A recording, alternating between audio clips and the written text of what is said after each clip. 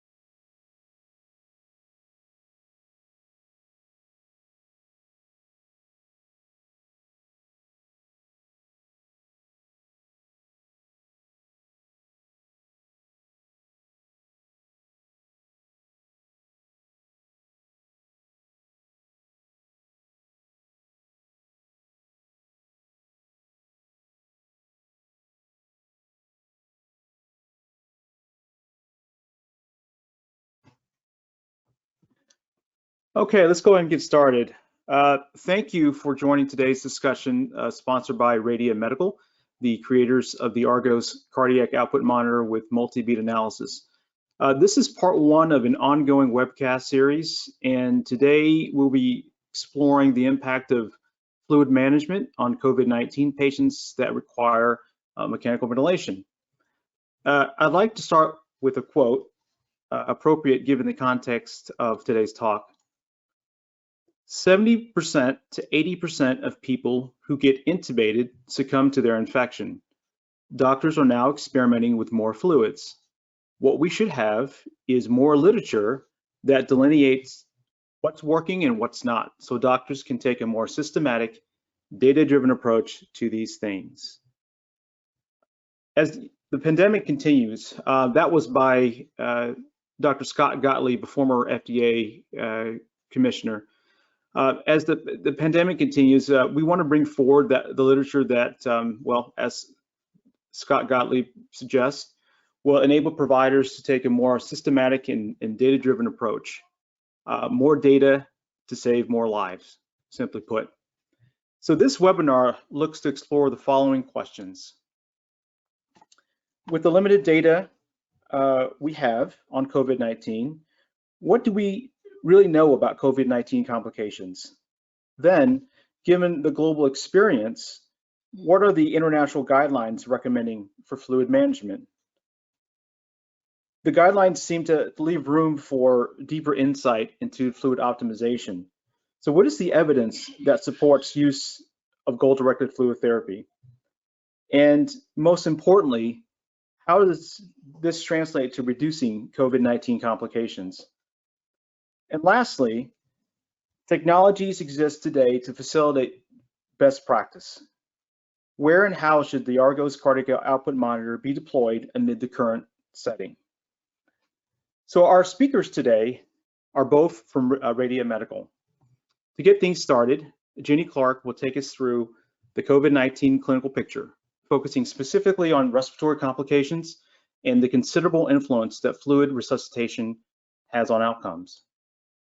Then, Harsha will introduce us to an advanced multi-beat algorithm that, when combined with an evidence-based fluid optimization protocol, can help clinicians formulate a fluid management strategy specific to the needs of these complex patients. At the conclusion of today's presentation, we would like to complete the following objectives. We'd like to discuss what is the impact of fluid assessment and administration on the complications typically associated with COVID-19, such as ARDS, acute lung injury, acute kidney injury, and septic shock.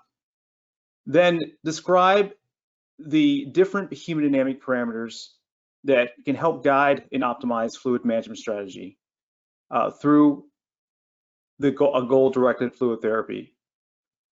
Thirdly, we want to recognize the differences between the available cardiac output monitoring technologies today and describe the clinical advantages offered by this multi-beat analysis, or MBA algorithm. And then lastly, to bring it home, how does use of the Argos cardiac output monitor function as part of a fluid optimization protocol to ultimately reduce time on mechanical ventilation? So with that, I'd like to turn it over to our first speaker, Janie Clark. Thanks, Morris. Hey, everybody. I hope everybody's staying safe and doing good. We're going to start with some possibly, we're still learning what the COVID outcomes are, but what we have data on is that an average of 48% of COVID patients have sepsis, respiratory failure, and or ARDS. These conditions also are responsible for 97% of patients' deaths. With what we know with sepsis is our gold standard is to give fluids. Our gold standard with ARDS is to restrict fluids and even possibly use diuretics. So how do we balance this out with a COVID patient? Optimizing fluid resuscitation, as we are going to speak in depth today, will play a vital role in these patient conditions.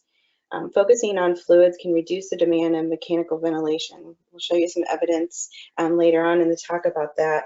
But our COVID patients are having very prolonged event times. On average, from my colleagues, they're telling me about 11 to 20 days on a ventilator, which is a very long vent stay. So we are seeing complications of lung damage, acute renal failure, also increasing the risk of infections. We know with COVID, we're still learning. Everything pretty much we're doing is a clinical trial. There's nothing set in stone yet. We don't know which medications work. We still don't even have confidence in which event settings are helping these patients. So complications are going to be something we're going to be dealing with for a while. ARDS. A little bit about ARDS now. It's our common denominator. So you can see we have a normal chest x-ray. I apologize for some that are not clinicians on here. So you can see the base of the lungs in the normal one and the heart. In the picture next to it, you can see it's kind of hazy and glassy. That is fluid. So respiratory failure occurs in nearly 85% of cases of severe sepsis. The most common form is ARDS, occurring in about 40% of those patients. And what we know is that these COVID patients are similar to ARDS. We're kind of dealing with a cardiogenic shock and a septic shock. The first phase, the patients are having very high temps, high heart rates, high cardiac outputs, and then later on in the phase, they're starting to become hypodynamic, low cardiac outputs.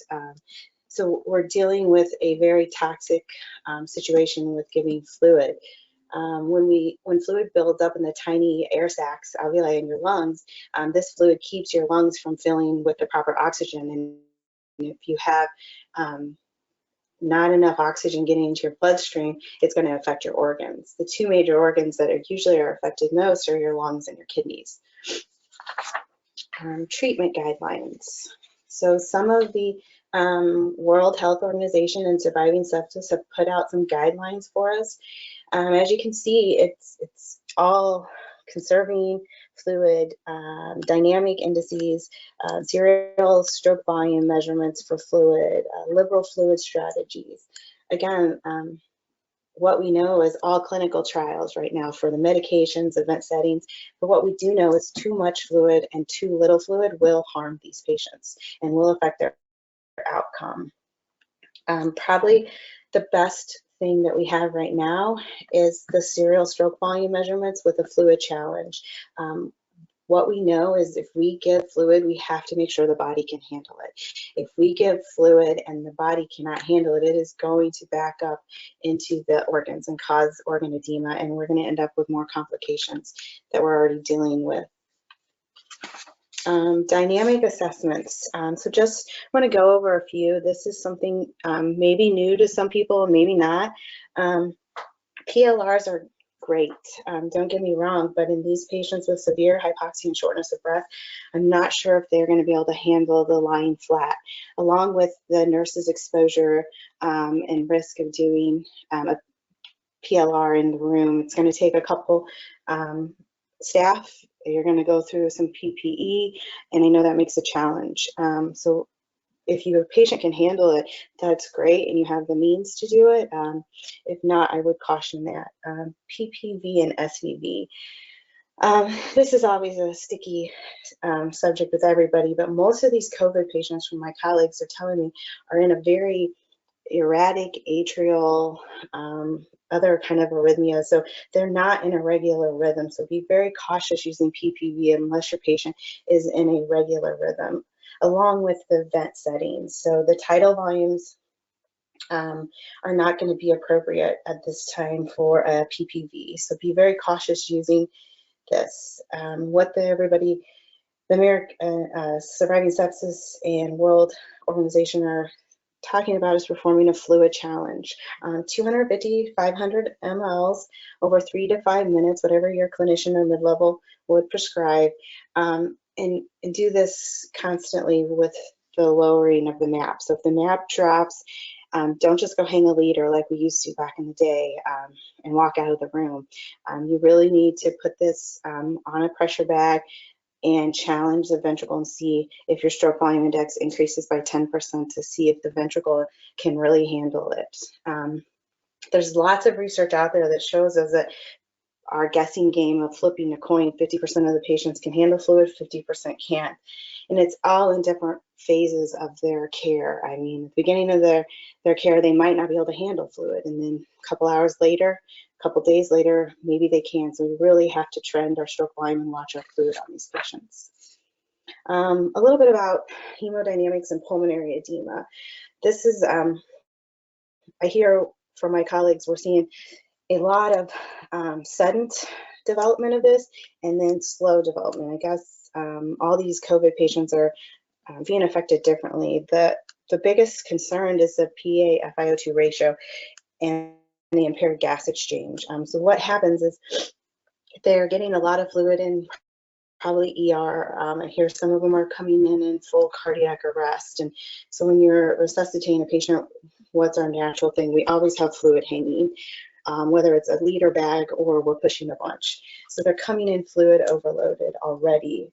The most common cause of pulmonary edema is the heart fails. It can no longer pump the proper amount of blood to the organs because the fluid is backed up in the lungs. And with that, then we have gas exchange problems. So this just shows you that truly managing your fluid properly on these patients can help get the oxygen you need and try to preserve the lungs. With that, with fluid optimization, like I said, too much can do harm and too little. So if we do under-resuscitate the patients, we are going to run into some complications still. We're going to run into renal failure. We're still going to have tachycardia. We're still going to end up with tissue hypoperfusion. Again, with fluid overload, you're going to run into problems. Like I said, the two major organs that are usually affected are the lung and kidney. For some reason, they take the first hit. So you really have to, maintain proper perfusion with proper amount of fluid. Right now, like I said, all of our treatment plans are clinical trials, but the only thing we do know is that too much or too little will really affect these patients. Fluid balance and time on mechanical ventilation. There's a really good article that we have here that shows 4 groups of patients receiving 4 different amounts of fluid. And you can see the higher fluid balance is increased risk of mortality, longer ICU stays, and longer times on ventilations. Our goal for these patients, the only outcome we can strive for, is to get them extubated, get them out of the ICU, sooner to decrease some of these complications. So the blue line shows survival. The red line up there shows, unfortunately, non-surviving patients, and you can see the groups of fluid. We really have to balance and control our fluid. Goal-directed fluid therapy. Here's a really good meta-analysis that shows using dynamic assessments to guide fluid therapy has found to decrease mortality, decrease length of stay, and decrease mechanical ventilation. The body will take fluid as long as you give it. That's not saying that the body can use it at that time. So we really have to trend and make sure that we're giving fluid when the body really needs it. Otherwise, it will get third spaced, and then we end up with organ edema. With that, Predicate HPG has given us a fluid optimization protocol to share with everybody today. This is pretty easy, straightforward to follow. Your clinician or mid-level will order the fluid of choice, 250 or 500 mLs on a pressure bag. Like I said, it cannot be on a pump at 999. Really needs to be on a pressure bag over 3 to 5 minutes to truly challenge the ventricle. The top portion is if your stroke volume index did not change by 10%, and so then you would go to pressors. The bottom portion is if you did get a positive response, then you would give another bolus. The protocol here recommends a MAP of 65. I know, unfortunately, some of my clinicians that I've spoken to in other states are having problems with that, and they're happy with a MAP of 55. So whatever your hospital protocol is for these patients, just change that MAP on there to suit your clinicians at the bedside. But then you would just continue as the MAP drops. Then you would continue to give fluid as long as the ventricle says it can still handle the fluid. So a stroke volume index greater than 10, you're going to give fluid. If your stroke volume index after that bolus is not responding, then fluid is going to just harm the patient. So we really need to trend that. Now I'd like to share the screen with Harsha. Thank you, Jenny. And let me start by telling you guys about some of the technology that we have developed here at Retia. So as Morris mentioned, we developed the Argos hemodynamic monitor with multi-beat analysis technology. And let me walk you through that, why we developed that, what is the distinguishing factors of the technology, and then Jenny can take over about how we can actually use the algorithm with the accurate technology that we have developed to treat your COVID patients. So the fluid optimization protocol that Jenny just went through can only work if the stroke volume measurements that are made after a fluid bolus are accurate, especially as the vasomotor tone changes as a result of sepsis or in response to vasoactive drugs. So a desire for consistent accuracy in these conditions motivated us to develop the multi-beat analysis algorithm for the CO monitor, for Argos CO monitor. And so let me illustrate with a case study the clinical effects of inaccuracies in stroke volume measurement. So this figure over here shows a 66-year-old liver transplant patient at Columbia University Medical Center. The figure shows how this patient progressed hemodynamically over the course of the surgery. The top plot shows the mean arterial pressure, or MAP, and the bottom plot shows cardiac output measurements via a pulmonary artery catheter in blue. A couple of areas are highlighted in red. If you look at the one on the right, which says concordant fluid change, right over here, you can see that during this period, MAP went up, as did the reference thermodilation cardiac output measurement in blue. The Argos monitor in red correctly determined the direction of the change, as did another cardiac output monitor showed in pink.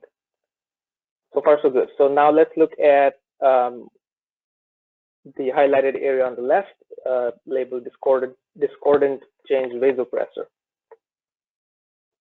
So vasopressors were administered at the beginning of this highlighted period, and the MAP went up as a result of the vasopressor administration, but the reference thermodilution cardiac output in blue actually went down. And this can happen often if the vasopressor dose is high enough and it clamps down the vasculature. Over here, the Argos monitor correctly tracked the decrease in cardiac output, while the other cardiac output monitor in pink would have led you to believe that the cardiac output increased. And this inaccuracy can have some severe clinical repercussions. If you had believed the other cardiac output monitor, you might have determined the patient's volume status to be adequate, whereas in truth, the patient is severely under-resuscitated and could have definitely needed fluids to support the vasopressor. As Jenny mentioned earlier, this can lead to multiple organ failure and other complications. So we realized that the reason other cardiac output monitors are failing in this regard was that they were analyzing single blood pressure pulses. As you know, as you can see in this figure, as the BP waveform moves from the aorta out to the radial artery or other peripheral arteries, it undergoes what's called pulse pressure amplification, where the pulse pressure increases from perhaps, of the order of 20, 30 to, 50, 60 and higher. And in addition, it goes distortion, especially in the diastolic part of the waveform. You can see over here, it's a lot more smoother in the beginning, and by the time it reaches the peripheral artery, there's a second bump, for want of a better word, after the dicrotic notch. Right, so this distortion and amplification is dependent on the vasomotor tone. By analyzing the single distorted beat, other cardiac output monitors are unable to determine if the change in the waveform was due to a stroke volume increase or due to the change in vascular resistance. The Argos monitor, on the other hand, analyzes multiple beats at once with the multi-beat analysis algorithm. This algorithm creates an accurate model of the circulation and automatically calculates model parameters that generate the observed multi-beat waveform. This results in an algorithm that is accurate when it is needed the most in low cardiac output situations that are very commonly seen with COVID-19 patients when they go into cardiogenic shock, for example, and also when cardiac output is changing, which is very important as well in tracking decompensation in COVID-19 patients, and also forms the basis for the accuracy in tracking stroke volume index, like Jenny showed in the fluid optimization protocol. So the Argos monitor analyzes 20 seconds worth of beats at once and provides an updated stroke volume value every 5 seconds. So I hope you got an understanding of why we developed the algorithm and where it is most different as compared to other technologies out there. So let me take it back to Jenny to show you how to actually use the accurate stroke volume or stroke volume index readings that the Argos monitors provide, and how to use those to provide better care for your patients. Go ahead, Jenny. Thanks, Harsha. So we put a little scenario together to just let you kind of walk you through the protocol. I'll wait for it to come back up on the screen. There you go. So say your patient, your goal for your hospital is a MAP of 65, and your patient now all of a sudden has a MAP of 55. You look at the monitor and your stroke volume index is 25. So our goal with the fluid challenge, like I said before, is to see an increase in 10%. So our goal would be to see an increase in our stroke volume index up to 28. The bedside clinician or mid-level has written you an order for 250 mLs to be given over 3 to 5 minutes. Now I will say some of the IV pumps are outside of the room, which makes this a little bit easier and sometimes challenging. So just use your PPE very sparingly. So if you can do this outside the room, that is fine, and then you can just watch the monitor through the window, or if the cord is long enough, you can drag the monitor out and sit it next to your IV pumps. So the 250 mLs goes in, you reassess, and you see now that your stroke volume index is 29, which means you have increased, so your patient is fluid responsive, but you still are hypotensive with a MAP of 60. So then you would go to the next step of the protocol, and the clinician at the bedside writes you an order for 500 this time. So you go to 500. So your goal is to see an increase again by 10%. So we give you give the bolus, and now your stroke volume index is 31 and your MAP is 68. So you've achieved perfusion, and you're just going to, in this case, continue to monitor. If your stroke volume index starts to trend down again and your MAP starts to fall, then you'd start the protocol over again with the 250 or 500, whatever the clinician orders. You will see in the protocol there is a slot there for albumin. Some of our clinicians at the bedside have decided to use this on some of our immunosuppressed and some of our patients to try to help pull back in some of that fluid that previously was third space. So you do have that option there. That's up to your bedside clinician and mid-level to decide when or if that is appropriate to be given. But you can see you adjust for positive fluid responsive, you would just continue to go through. I like to remind people that you really need to keep an accurate I&O. So a maintenance fluid is probably highly against everybody's protocol right now in these patients, I would assume. And you also probably want to make sure if they're not fluid responsive, that you make sure your bags of sedation and other things are as concentrated as possible to try to decrease some of that fluid balance. So let's go through the top part of the algorithm. So our MAP is now, excuse me, 55 again. Our stroke volume index is back to 25. We give the 250, and unfortunately our stroke volume index does not respond. So we did not see an increase, we saw a decrease. We were down to 23. So then we would go to pressors. This is where I like to remind people that if you continue to push fluid at this time, it is going to back up. The body has told you, thank you for the fluid, but I cannot handle it. I don't have the energy. I don't have the pump. I don't have the strength to pump that out and use it properly. So it's going to back up and it's going to go to your lungs and kidneys and cause longer vent times and other complications. The thing with pressors though is everybody likes to just titrate it up, forget about it, tell the doc, oh, my MAP's low again, hang another one. But once you titrate it up and you get to a level where your MAP is stable for a while and then it drops again, that's time maybe to try another fluid challenge, try another 250 and see if the patient can handle fluid. If they can't, then you have to go to another pressor or continue going up. But you really want to try to monitor to see if the patient can handle fluid. If not, then you have to just keep going up on your pressors, unfortunately. So please be very cautious with fluid. Deploying the Argos. So how does our monitor work with this algorithm in these patients? So there's a picture of Philips and a GE, but we work with any bedside monitor. So whatever your bedside monitor is, we have a cable that will hook into that, and then you can see it hooks into the Argos monitor input. You'll enter some patient data, excuse me, and then you'll have hemodynamic profile in seconds. The nice thing is that we do not touch the patient. I don't care what transducer setup or company you use. I literally can be inside the room, or the cord can be dragged outside like you are dragging your other cords out, and you can just attach the cord to the IV pole and then take my monitor outside the rooms to keep the monitor clean and spot check everybody. Or you can have, a monitor in the room and hooked up. It's very easy, quick setup. There's no changing transducers, no releveling or zeroing.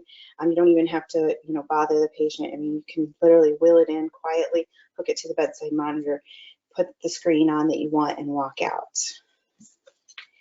So what do we show? There are parameters on there. Like I said, you'll put in a height, weight, and age, so you can index. You have cardiac index, cardiac output, stroke volume index, SVR, SVRI. We will give you blood pressure if you want that. We will give you a line of just MAP and heart rate, and there is PPV for those patients that qualify for that. For these COVID patients, I would probably highly recommend cardiac index, stroke volume index, and SVRI would be the three ones you can choose on the screen.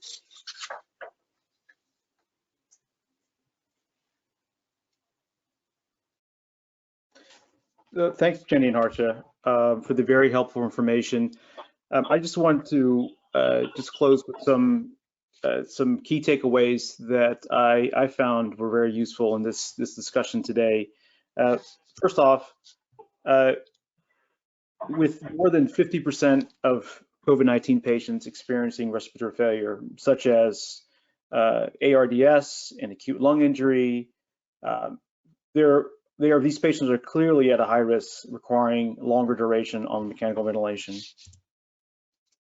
So evidence has long established that either a conservative or a liberal fluid strategy may be suboptimal. I think Jenny clearly showed that the evidence that supports that. And this is especially amplified in COVID-19 patients, where fluid under or over resuscitation can exacerbate their existing conditions, which would even prolong the demand for mechanical ventilation. Using a goal-directed therapy has long demonstrated the benefits in a perioperative setting. So we can expect to see familiar benefits in COVID-19 patients. That is to say, optimizing fluids will lead to less time on mechanical ventilation.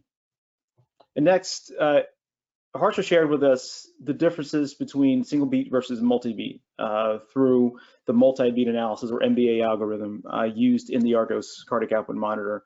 It seems like there's studies support that it resolves some of the limitations that might be seen by other pulse contour technologies that are analyzing single beats. And with the clear benefit to clinical workflow during a time when there are shortages in staffing and resources, being able to get a full hemodynamic profile within seconds using the existing arterial line seems to be a clear advantage. And then lastly, just overall continued focus on interventions, bringing forward the literature and the evidence, as Scott Gottlieb suggested, to help clinicians make a more informed treatment decision, can and will reduce the duration of mechanical ventilation, which will have both clinically and operational significance during a time when it's all over the news. We see ventilator demand will exceed supply.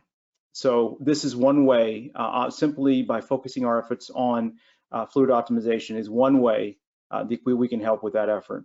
To bring it home, I'd like to share with you a headline from 2 days ago in my local paper, the Boston Globe, and it's saddening. The headline states, "Who gets a ventilator? New gut-wrenching state guideline issued on rationing equipment, preference given to medical personnel, people who are healthy and younger." That is the reality of where we are today. As some states reach their peak times and ventilators are going at a increasing shortage, this is the role that we can play in this, is paying more attention to the evidence that supports goal-directed fluid therapy and optimizing fluids for these patients to get them off ventilator sooner. So with that, I'd like to conclude and thank you for your attention today. Any questions, please continue to input them in the question box, and I'll make sure I'll ask our panelists. So the questions I have already coming in. Harsha, the first one is to you. The question is about, how does the algorithm account for afterload? I'm assuming here the algorithm referred to is the MBA algorithm. How does that account for afterload? Hi, Morris. Thank you. So the way we account for afterload is by not looking at the initial part of the diastolic decay, which, as I mentioned, is affected by distortion. So what the effect of afterload on the BP waveform is to cause these distortions in the early part of the waveform, right?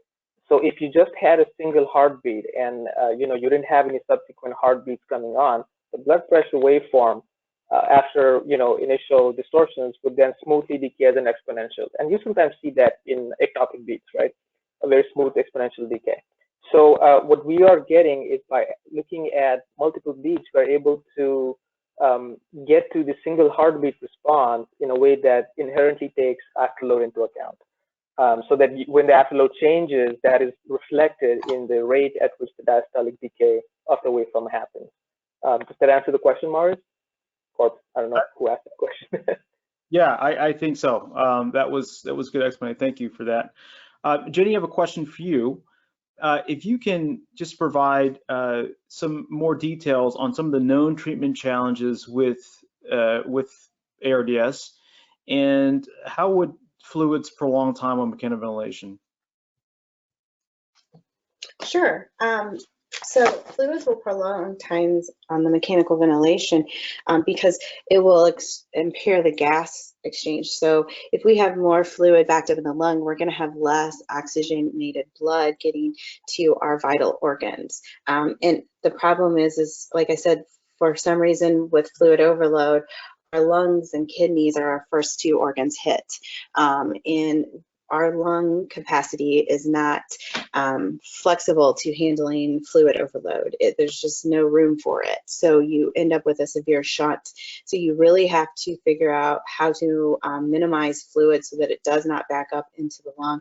And that's why I really think trending your stroke volume index and making sure your body can handle the fluid you're giving it is very appropriate. If not, then there's only really two ways to get rid of fluid. You can try a diuretic and hope that works. If that doesn't, then you end up usually dialyzing your patients to try to reduce some of that fluid. And that opens up a whole new can of worms with renal failure and infections. I hope that helps. I think so. Yeah, thank you. As a follow-up to that question, could you elaborate more on some of the clinical workflow challenges with COVID-19? Specifically, you recently have been on the front line yourself and understand and see firsthand what it's like in the current setting. Can you just kind of talk about you mentioned some of the challenges with dynamic assessments, given certain restrictions and shortages today, which is atypical of a normal ICU setting. Can you talk a little bit more about that? Sure. Some of my colleagues that are at the bedside still doing their 312s, they're our troopers. Thanks for all you guys do. But the major challenge right now is the staff is short because unfortunately some of the nurses and techs are sick and staying home, and PPE is our biggest because we have to protect ourselves. Unfortunately, this bug is not forgiving to medical staff. So these patients are on isolation, and you have to gown and mask appropriately going into the room. And if you have to keep going in and out of the room, that's a lot of PPE throughout the day. So a lot of times my colleagues are trying to so intubation airway teams are intubating the patient, putting in the central line, putting in the ART line all at once to try to minimize how many times we're going in and out of the room to save with PPE. So the nurses are taking in, their fluid, their medications, and trying to do everything at once. Or if they are able to put the IV poles outside of the room, the long extension tubing, so that they can change everything, outside of the room instead of going in multiple times for all the medications. The other issue is we're proning a lot of these people because of, trying to help with the lungs, and that takes a lot, unless you have a nice fancy pronating bed, which still takes quite a few staff. But if you're doing it the old-fashioned way of tuck the sheet and flip, that takes a lot of staff, and to do that, you're not going to, if they're prone, you're not going to be able to do a PLR. So I think the choice we're all running into is trending a stroke volume index or doing fluid challenges, because going in to do a PLR, takes probably 15 minutes by the time you set it all up, and then you're in the room doing other things. Also, these nurses at the bedside are not one-to-one anymore. Some of my colleagues in Chicago are 4-to-1 for an ICU, which is just not heard of unless you have a really, really bad day. So these nurses are overloaded at the bedsides, and we're running short on respiratory therapists. So, I think everybody is just trying to work as a team. So whatever we can do to minimize the in and out, I think is best for the patient and the nurses and medical staff at the bedside. Thank you for providing that insight. That's great. It's great information. Very few of us who are not on the front lines get to have that perspective. Harsha, a question for you. The question is: other technologies also analyze the waveform over 20 seconds. How is the MBA algorithm different? And then just please comment within the context of single beat versus multi-beat. Sure, Morris. So yes, there are some other technologies out there that, you know, also basically average a waveform over 20 seconds to give you an output. But what they're essentially doing is that at the core, they're analyzing a single beat, right? And from that single beat, they are looking at, you know, some statistics or some decay rates which are distorted by vascular resistance. And they take this single beat estimation that is flawed, and averaging that flawed estimation over 20 seconds is not really going to help because you are just creating a flawed average, right? So what the MBA does is determine the most accurate model parameters that generate the entire length of the observed multi-beat waveform over 20 seconds in one shot. It's not that it's a flawed estimate that is being averaged 20 times, rather it's in one shot you're getting one better estimate. And this takes into account the subtleties and variations in the BP pulses, for example, due to respiration and heart rate variability, that the other single beat methods are not able to take into account. Does it answer your question, Maurice?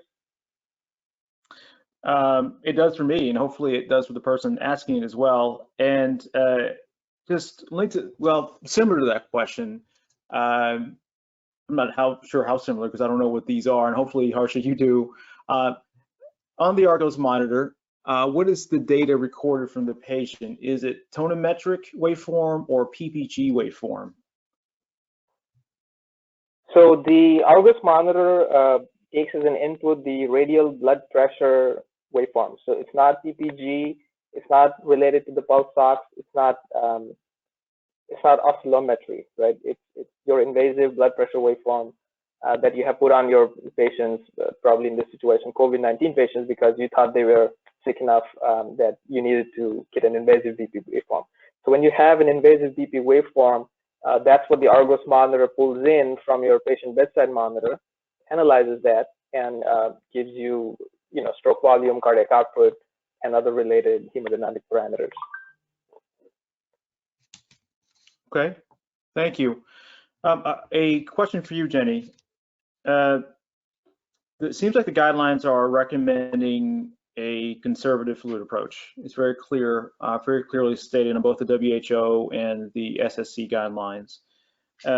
This is a two-part question. The first part is, what are your thoughts on using a liberal fluid approach, then diuresing later? And then second part of that question is, without a cardiac output monitor, what do you do for fluid management? So in ideal situations, of course, we'd love to be able to have a cardiac output monitor on every A-line patient, but what if you don't have one? What do you do then for fluid management? Wow, that's a tough one. So to answer the first question, diuretics later, it just depends if the patient can handle the diuretics, just the same as inotropes. What we're seeing is some of these patients, you know, like I said at the beginning, we're in kind of a septic shock phase. So we have a very high cardiac output, the heart's working hard, everything's working hard, trying to, and then all of a sudden everything collapses and we go into all these new inflammatory response and everything, and the heart kind of just is like, yep, I'm done. Cardiac output's very low. So if you can diurese and give them an inotrope to help support that, to help maybe, I will tell you, this is all new to us. Some of these patients, my clinicians are telling me, can handle a high PEEP, and some of these patients can't. So I would just say you're going to have to do that patient by patient. And it's going to depend on their age and what other kind of issues they came in with, you know, if they have heart failure already or hypertension or something.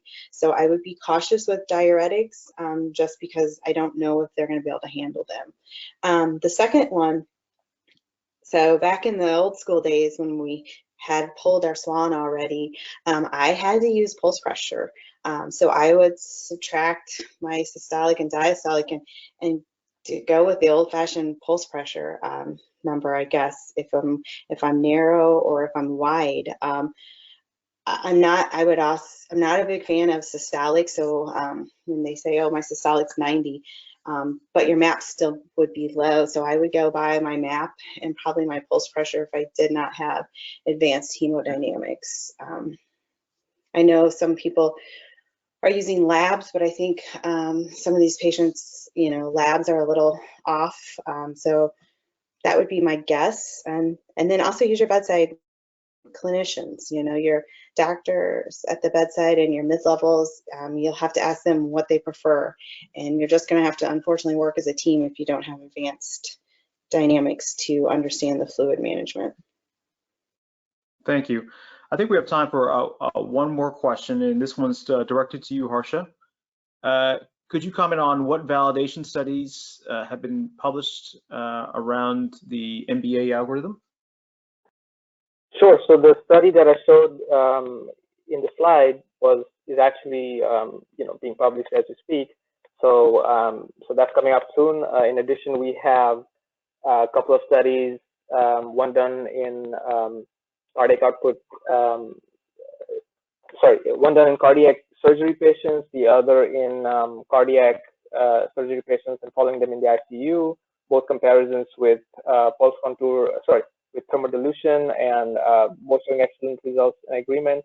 And in addition to those, we have over the last 7 or 8 years published about 7 or 8 other studies detailing this algorithm and how it works in many different patient populations. And if somebody wants to reach out, I'll be happy to share these publications with them.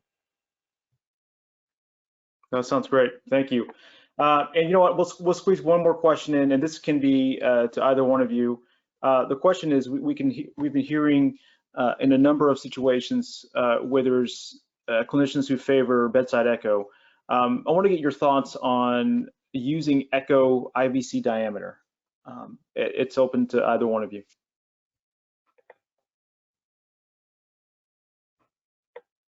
So I'll answer a little bit of that. I said. Sure, go ahead, Harsha. Okay, I was just going to say. Go ahead. So real fast, bedside echo. One, I'm not sure if the echo tech will even take the machine into the room because of the to clean it off would be cumbersome also. Number 2, it's positional, right? And it's right then and there. That's what you see right then and there is whether your patient is fluid responsive or not. Once that you take that off the patient and you walk out of the room, everything can change. As we know, we'll have a normal heartbeat perfusion, and 2 minutes later or 2 seconds later, we're in PEA and we're cardiac arresting our patients. So I'm not sure how that will work in those situations. 1, because of PPE and having to wipe the machine down, and 2, it's a spot check right then and there. But I'll let Harsha answer the rest. Yeah, in addition to what Jenny talked about in relation to COVID patients specifically, in general, I think echo is a fantastic tool that, I'm not claiming that Argus is going to replace or anything. It tells you a lot about the structure of the heart, amongst a ton of other things. But as far as measurements for hemodynamic fluid assessment goes, echo has the issue that it's serial measurement in the end, right? So it's not continuous. And so it's like watching a movie, but just watching some random frames here and there and trying to piece together the whole story. You really need to watch the continuous movie together to understand what's going on and how the patient's tracking. By the time an echo might be called in due to signs of shock, well, the shock's already happened, right? So that's where the Argus monitor can come in and say, okay, hey, shock is starting to happen right now. It could be fluid hypovolemic shock, it could be cardiogenic shock, here are some possible options for you. And at that point, even if it impels clinicians to go get an echo, I think that's value in itself. Great answers. Oh, thank you. So I think we're at the end of our time here. I wanted to thank our panelists, Jenny and Harsha, for your time and your expertise in this area. Thank all of you for attending this. This is as I mentioned earlier, a multi-part webcast series. So please look for information on future webinars, which will be exploring more about the COVID-19 situation and other situations as well, and presenting the most current evidence that we have and current guidelines around that. A recording of this presentation will be made available within approximately 5 to 7 days after today. And if I didn't get to your question, I will make sure that I include Jenny and Harsha's email on the slides so that you can reach out to them directly. In the interim, any questions you may have about the Argos cardiac output monitor or Radia Medical, please feel free to email them to info@radiamedical.com, which you should see on your screen there. Again, thank you for your time, and please be safe and be well. Thank you, Morris. Thank you.